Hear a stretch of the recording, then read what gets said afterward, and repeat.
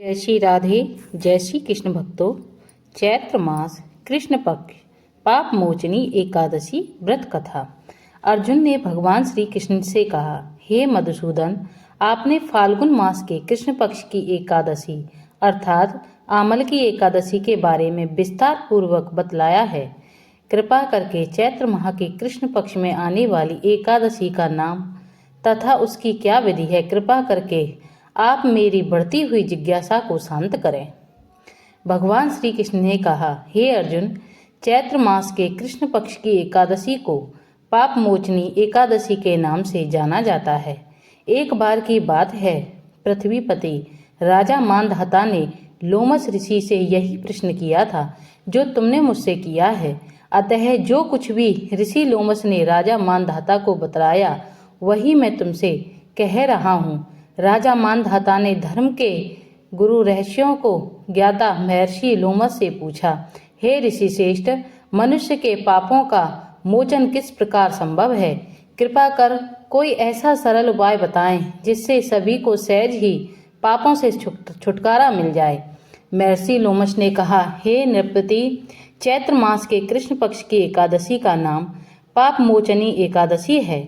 उसके व्रत के प्रभाव से मनुष्यों के अनेक पाप नष्ट हो जाते हैं। मैं तुम्हें इस व्रत की कथा सुनाता हूँ, ध्यान पूर्वक श्रवण करो। प्राचीन समय में चैत्रथ नामक एक वन था। उसमें अप्सराएं किन्नरों के साथ विहार किया करती थीं।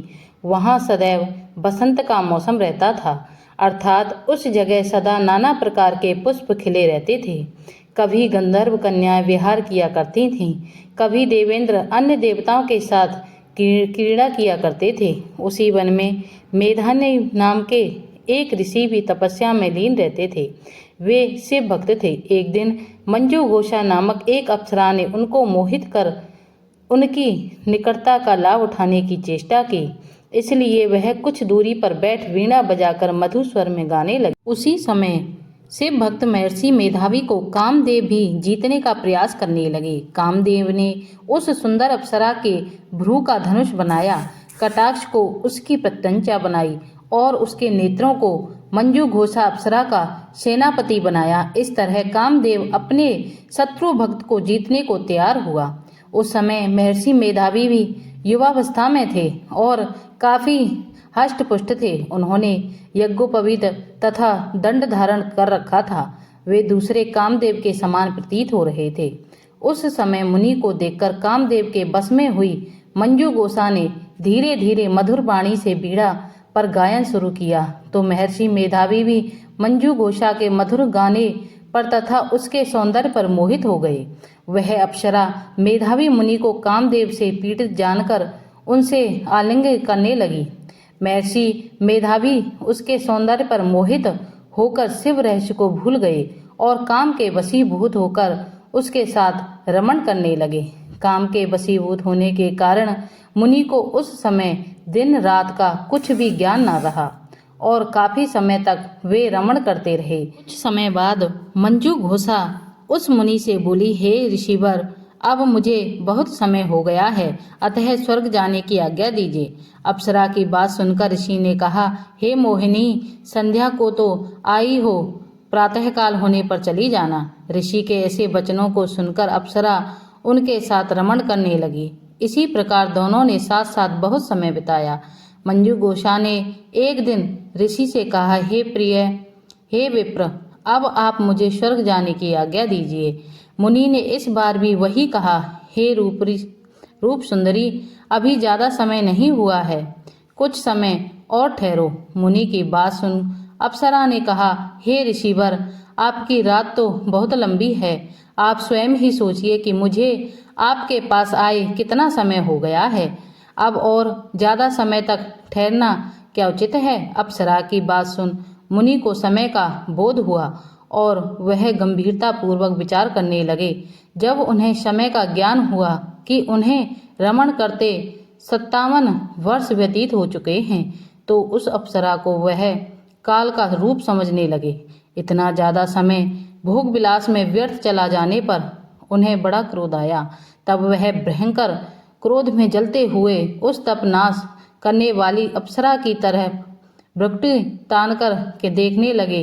क्रोध से उनके अधर कांपने लगे और इंद्रियां बेकाबू होने लगी। क्रोध से थरथराते स्वर में मुनि ने उस अप्सरा से कहा, मेरे तप को नष्ट करने वाली दुष्ट, तू महापापनी और बहुत ही दुराचारणी है। तुझ पर धिक्कार है। अब तू मेरे शाप से पिशाचनी बन जा। मुनि के क्रोधायुक्त शाप से वह अप्सरा पिशाचनी बन गई। यह देख वह व्यथित होकर बोली, हे ऋषिवर, अब मुझ पर क्रोध त्याग कर प्रसन्न होइए और कृपा करके बताइए कि इस शाप का निवारण किस प्रकार होगा।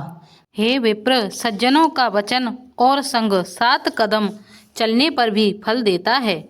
आपके साथ मुझको बहुत से वर्ष बीत गए, इस कारण हे स्वामिन, मेरे ऊपर कृपा करिए। मुनि बोले, हे भद्रे, मैं क्या करूं?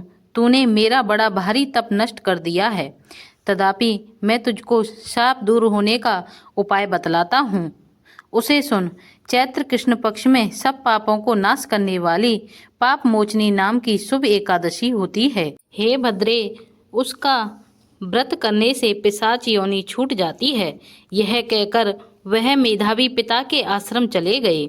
मेधावी को आया हुआ देखकर च्यवन ऋषि बोले, हे पुत्र, तूने यह क्या किया? सब तपस्या को नष्ट कर दिया।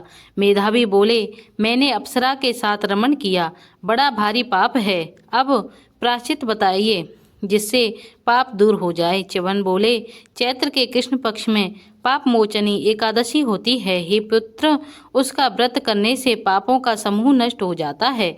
पिता के इस वचन को सुनकर मुनि ने उत्तम व्रत को किया। मुनि का पाप दूर हो गया और धर्मात्मा हो गए। यह मंजू घोषा भी इस व्रत को करके पाप मोचनी के व्रत के प्रभाव से पिशाच योनि से छूट गई। दिव्य रूप धारण करके वह सुंदर अप्सरा स्वर्ग को चली गई। इस व्रत के करने से बहुत पुण्य मिलता है। जो कोई भी इस कथा को पढ़ता या सुनता है, उसको पाप मोचनी एकादशी का फल जरूर मिलता है। इस दिन चिरौंजी का सागर लिया जाता है। जय श्री राधे, जय श्री कृष्ण।